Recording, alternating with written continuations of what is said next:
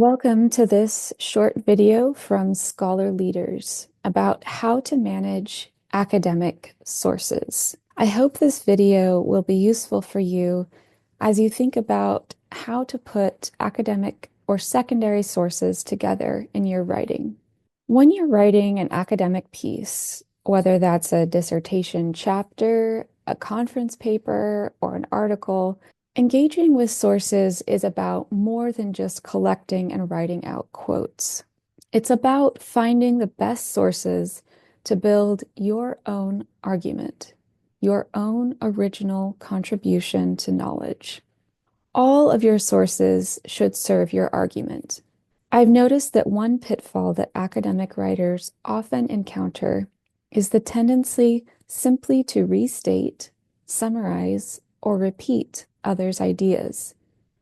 Writing about other scholars at length is an easy temptation to fall into because you want to demonstrate your knowledge of the field, and you may also want to fill a word count. However, your new voice in the academic conversation is the most important part of your scholarly writing. So in this video, I'll talk about how to manage that conversation in ways that both foreground your original argument and demonstrate your command of the field. I'd like to start with an illustration. Think of your sources as voices in a room full of people talking. Your job is to guide that conversation and make it meaningful for your reader, who is standing in the doorway next to you, wondering what all of these strange people are saying. You want to guide the conversation so that your reader can understand what you have to say and how it relates to what others have to say. I'm going to discuss this topic in three ways. First, selecting which sources to include in the body of your piece. Second, framing those sources. And third, putting those sources in conversation with each other. So first, choosing your sources. Not all sources are equally relevant to your argument. You'll probably find lots and lots of books and articles that touch in some way on the theme you're discussing, and you may be tempted to try to include all of them in your paper. Instead, how do you decide which sources to include? Well, choose the sources that speak directly to your research question or thesis statement, not just any source that mentions your topic. Instead, you want sources that are immediately valuable and relevant for the argument you are making. Furthermore, you want to select sources that are important, notable, or thought-provoking in your field. Sources that are the main voices, the big voices, the grandfather voices. You can often discern these sources in three ways. By noticing which scholars' names or works are cited many times across the literature on your topic, by simply asking your supervisor which scholars are key for your field that you must discuss, and finally, by considering which scholars disagree with your argument and why. I'll say more about disagreement in just a moment. For now, I just want to emphasize that choosing sources that will be thought-provoking for the reader, that will make the reader ask, is that really true? Or has this author really considered X or Y? That's a good thing. You want people to be engaging with your writing and asking questions as they go along. So to go back to that room full of people metaphor, instead of treating sources as authorities to prove your point, use them as your partners in a discussion. This means that if a quote can be removed without affecting your argument, that is to say, if a reader can follow your argument without that quote, then that quote or source is not necessary. You can put it in a footnote or another citation to demonstrate your breadth of knowledge, but also to make room for what you have to say. Always look for places where you can move unnecessary quotes into endnotes or footnotes, because this is an easy way to show your grasp of your field without letting others sort of shout down your original contribution to knowledge. And don't be concerned if your footnotes or endnotes get a little packed. That's much better than hiding your argument behind a lot of other scholars' ideas. So that's one way to think about removing or trimming out unnecessary sources. How do you decide, on the positive hand, which quotations to include? The main question to ask here is, does this source provide context, a counterpoint, or support for my argument? Let me walk through each of those. Context is important historical or theological background without which your argument cannot be understood by a reasonably knowledgeable professor adjacent to your field. So, for example, if you're writing about Pauline theology, a source discussing Second Temple Judaism might be important historical and religious context. Counterpoint means disagreement or contrast to your argument. And again, this might be surprising, but you actually want to raise dissenting voices in your writing because your readers are probably going to be disagreeing with you, and you want to show how smart you are by anticipating those disagreements, by addressing them up front.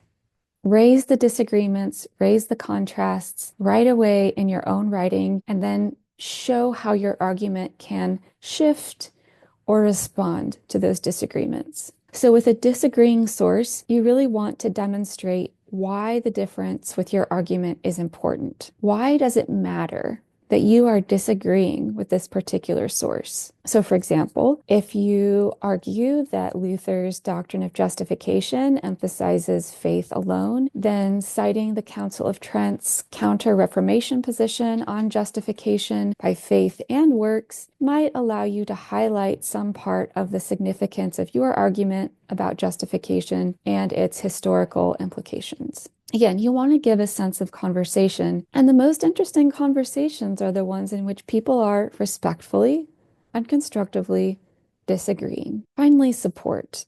Support is agreement for your argument or foundation for your argument. And this is probably the most common way, the most easy way to use secondary sources. But I'd like to encourage you to think about how, instead of only showing parallels between your argument and the source, you might show how your argument extends the source.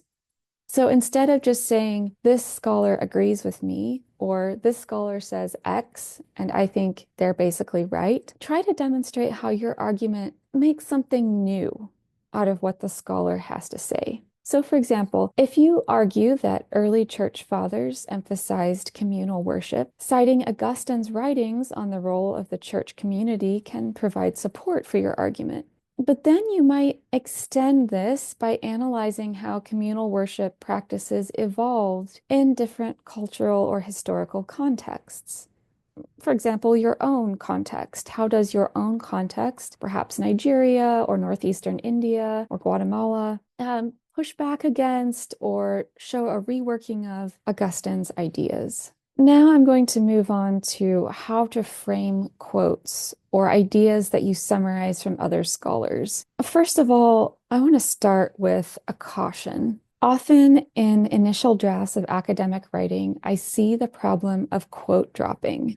Quote dropping is when you're writing quickly and you just copy and paste a quote into a paragraph. Don't do this. Don't just drop quotes into your writing. Remember, you can cite key scholars in the footnotes and endnotes of your piece to show your knowledge. You shouldn't be trying to cram so many citations into the body of your piece that you start putting in quotes everywhere. As a general rule, each paragraph should only include 1 to 3 quotes from the most important sources on a topic. And I'd even say 1 quote is probably enough because you want to give plenty of space for your analysis. Remember, your goal is to dialogue with sources in your writing so that your work reflects your own critical thinking and contributes new knowledge to the broader academic conversation. So don't quote drop. Quote dropping happens when a writer includes a quote without analysis or explanation. For example, someone might say, quote, Allen argues that poetic form is important in Isaiah.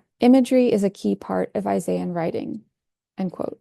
That's an example of quote dropping and not a good example of how to use a quote because the quote just stands as the second sentence. So another example, Johnson states, quote, theological development is influenced by multiple factors, end quote.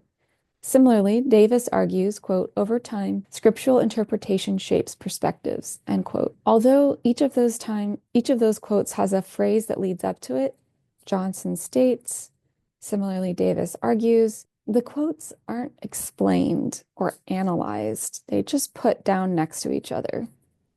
So here's an example of something that's a bit stronger. Lead into the quote and then explain its significance afterwards. For example, Allen demonstrates that poetic form is important in Isaiah. In particular, he writes, quote, imagery is a key part of Isaiah writing, end quote. The reader knows what to look for in that opening part of the sentence before they get to the quote, so they know what you're trying to say. Or take another example. Johnson states, quote, theological development is influenced by multiple factors, end quote. This broad claim suggests that religious scholars must consider a range of influences, including historical context and cultural traditions. Davis argues that scriptural interpretation plays a crucial role in shaping theological perspectives over time, adding the textual factor to the implicit system of theological development. So here we have two thinkers. Only one of them is given the space of a quote, but the text of the paragraph connects them and discusses that connection so that the reader can see why they're both important. So what to do? What do those two strong examples do? First, they introduce the source. Who wrote it? And then what do they say that's relevant to your argument? So who wrote it? And then briefly, a phrase. What do you want your reader to see? Then present the quote or paraphrase. Keep the quotes short and relevant. Then, of course, cite the source. Make sure you insert whatever citation your style requires, and then explain the quote. How does it contextualize, support, or challenge your argument? I want to give one more pair of examples. A weak example. As Cho says, quote, Isaiah's use of metaphor spurred the original audience to imagine new possibilities, end quote. So we get that this is from Cho, but we don't get any explanation, any introduction, and so forth. A stronger version of that passage would be, in a book that builds upon Allen's framework, Cho argues that, quote, Isaiah's use of metaphor spurred the original audience to imagine new possibilities, end quote, particularly in relation to an eschatological future. That's stronger because we get a lead up to the quote and then a lead down or a lead out from the quote. And in both cases, they frame exactly what you want the reader to see in the quote. So make sure you're leading into and then coming out of the quote, explaining, holding your reader's hand, helping them see what's important along the way for your argument. So I want to return to that metaphor of putting sources in conversation from earlier, because as you can tell, sources don't just work in a vacuum. They are in conversation, giving context, disagreeing, or agreeing with each other. So let me suggest a couple of ways that this can work. First of all, obviously, agreement. How do two or more sources support the same point that you're trying to make? Again, this is the most basic, the simplest way of using sources. For instance, both Lee and Patel emphasize the role of the Holy Spirit in the miracles of Jesus, which I take to be an important component of pneumatology. And that's a fairly simple supporting statement. Second, disagreement. This is more difficult, of course, but it is far more important for building a convincing case for your argument, for making an original contribution at all. If it's new, people won't have said it before and they'll disagree with you for very clear reasons. So in disagreement, think about, why do two or more sources disagree with each other? Why do you disagree with certain sources? Although it's counterintuitive, you will want to raise points of disagreement because addressing disagreements with your argument demonstrates how strong your new argument is. It can take on any challenge. As I said before, you want to show your strength by addressing questions or confusions or objections a reader might have up front. For example, While Chang argues that Jesus was often thwarted in his intention to perform miracles, Ahmed counters that the apparent problems in miracle narratives open space for readers to notice the work of the Holy Spirit. That's a basic example of disagreement or contrast between sources. And the writer could then build from there to add their own new third voice to that conversation. So we've got agreement, disagreement, and then building or extension. You might hear it called either one. How does a source extend another source's idea? How does a source extend your own idea into a new field, a new application, a new line of inquiry, even a new cultural context? In this way, you use one source to push the ideas of another. So, for example, Allen provides the foundation for understanding the role of the Spirit in the New Testament miracles as a whole, while Garcia enhances this argument by concentrating on the miracles of feeding. So that's an example of we've got one source thinking about the role of the Spirit overall, and then another source kind of focusing down on a particular kind of miracle. The author could then go on to say that in her own context, miracles of feeding do X, Y, and Z things, and that would be extending those sources further. As I conclude, I just want to reiterate a couple of points.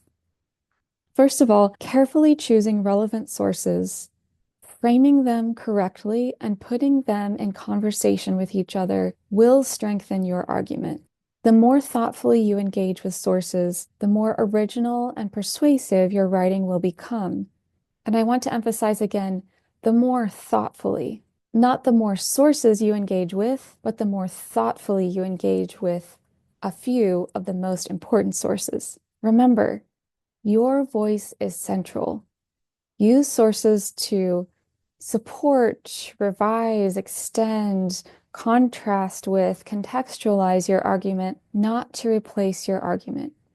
You want those sources to be like the black velvet cloth behind a jewel, where the jewel is your original contribution to knowledge that shines far more brightly because of the background.